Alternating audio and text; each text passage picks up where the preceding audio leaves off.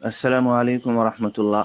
5 minute کے درس قرآن میں ایک آیت کی وضاحت کی جائے گی جو سورہ آل عمران کی آیت نمبر 95 ہے، پارہ نمبر 4۔ ان اول بیت وضع للناس للذی ببکۃ مبارکا وہدی للعالمین، یہ آیت ہے۔ اس کا ترجمہ یہ ہے کہ اللہ نے سب سے پہلے اپنے بندوں کی عبادت کے لیے کعبۃ اللہ کو تعمیر کروایا۔ اصل میں اس آیت کا شان نزول یہ ہے کہ یہودی بیت المقدس کو دنیا کا سب سے پہلے عبادت گاہ کہتے تھے، بحث و تکرار کرتے تھے کہ سب سے پہلی عبادت گاہ اور عبادت کے اعتبار سے سب سے پہلا گھر بیت المقدس ہے، یہ کہتے تھے۔ تو اس کی رد میں، ان کی بات کی رد میں جو ہے سو یہ آیت نازل ہوئی۔ اللہ نے خود وضاحت کر دیا کہ نہیں، تمہارا بولنا بالکل غلط ہے، سب سے پہلے ہم نے کعبۃ اللہ کو تعمیر کروایا، جو مسلمانوں کا قبلہ اور کعبہ ہے۔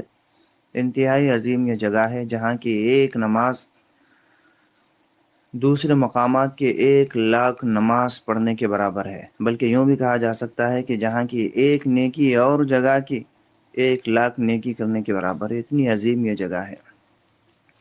اس کے سیدھ میں آسمانوں پر بیت المعمور بھی ہے جو فرشتوں کا قبلہ ہے۔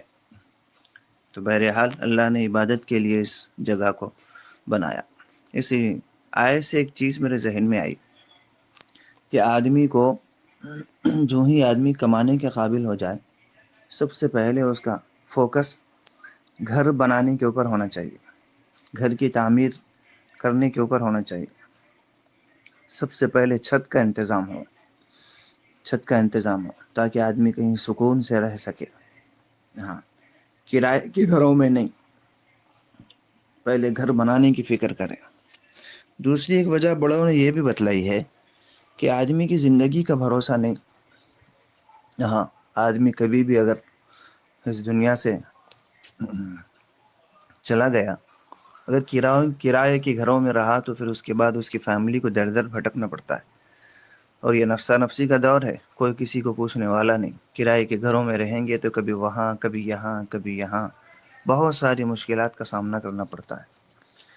اگر آدمی جانا تو سب کو ہی ہے، اگر چلا گیا، گھر اس نے بنا رکھا ہے، گھر ذاتی ہے، تو اس کی فیملی کو، اس کے اہل عیال کو عام طور پر در در بھٹکنے کی نوبت نہیں آتی کہ رہنے کے لیے چھت تو ہوتا ہے۔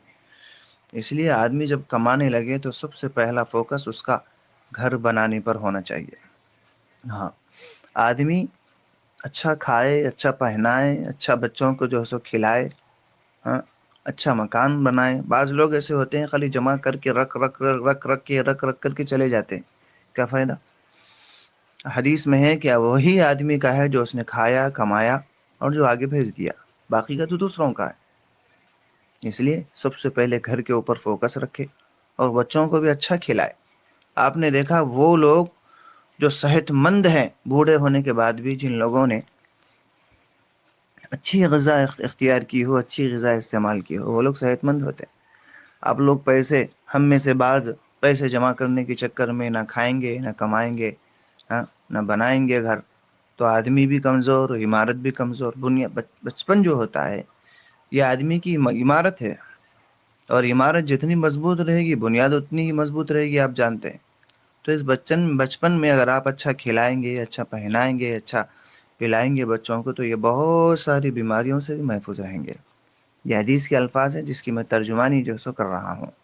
تو بہرحال آدمی کا فوکس گھر کے اوپر سب سے زیادہ ہو تاکہ آدمی دوسروں کا محتاج نہ بنے، اور محتاجگی آدمی کو غلام بناتی ہے۔ ہاں، حدیث میں ہے کہ الانسان عبد الاحسان، آدمی احسان کا غلام بن جاتا ہے۔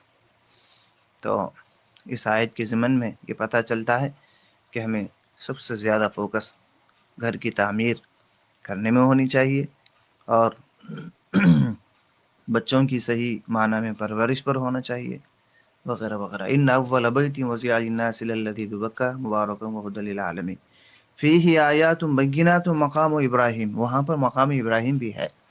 حضرت ابراہیم علیہ الصلوۃ والسلام نے اپنے فرزند حضرت اسماعیل علیہ الصلوۃ والسلام کو لے کر کے وہ گھر بنایا تھا۔ ہاں، وہ وہاں ایک پتھر تھا جو لفٹ کا کام کرتا تھا، اس وجہ سے اس کو مقام ابراہیم کہا جاتا ہے۔ السلام علیکم۔